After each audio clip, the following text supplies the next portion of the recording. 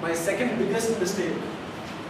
Wondering the first one, making these devils as my friends. We were in 3 bikes and vroom vroom, we were heading in the speed of 100 kilometers per hour. And Robin was becoming a little bit too advanced by running 110 kilometers per hour. And that time, my heart was beating at 150. I could read a little captions on different vehicles. Die riding. You would have thought twice before riding with me. I hope you don't get constipation after this ride. And these captions made me horrified more.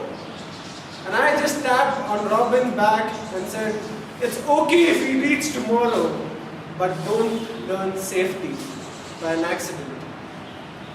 He slowed down, yet we reached late.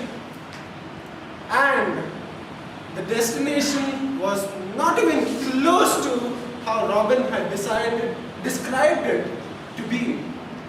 It was just a stream of water flowing with a little of greenery garnished by a lot of garbage. And all my friends did is just increase the flow of water. And I had to take a picture of them, of course with the back facing me, so that they could post it on Facebook going green. We waited there for a few minutes and we head back home safely as I was riding this time.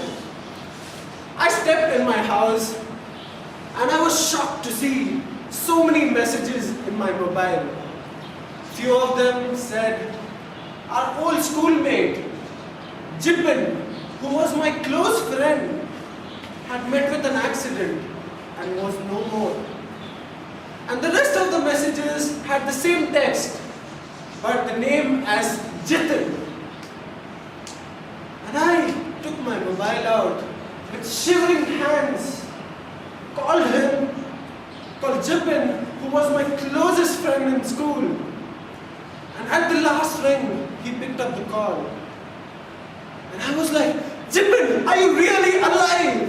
And he was like, yes, you fool. What would happen to me?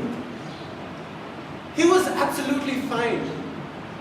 But the rest of the texts were true.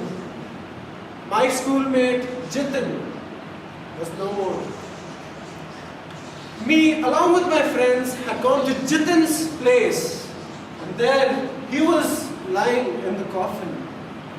Around him, family and relationship, weeping. And that time, the whole flashback of the day appeared in front of my eyes. If there would have been a small stone, a small pit, a small obstruction in our way at the speed of 110 kilometers per hour, we would have been lying there at the place of Jitin.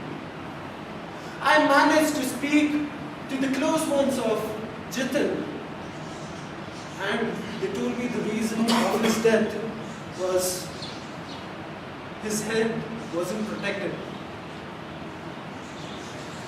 Think about it. How many people would have lost their lives by not following simple traffic rules? Astonishingly, India has the largest number of road accidents in the world, beating China. When we think of traffic police, the things coming to our mind is bribe recipients, burglars in uniform, and whatnot. But don't you think we should look at ourselves before pointing at them? These rules are meant for a reason to decrease the accidents in India, and it has profusely decreased, explicitly in Bangalore. Jitin was close to no one to me, but I think he had taught me the most important lesson of life. Whenever I'm about to break a rule,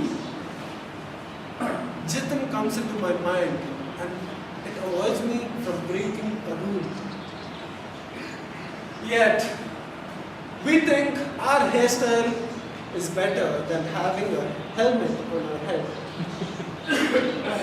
Wearing a seat belt is not compulsory or not necessary just because it's not comfortable.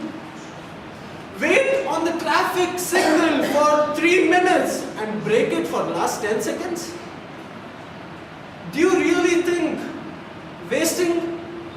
losing 10 seconds of life is better than losing life in 10 seconds?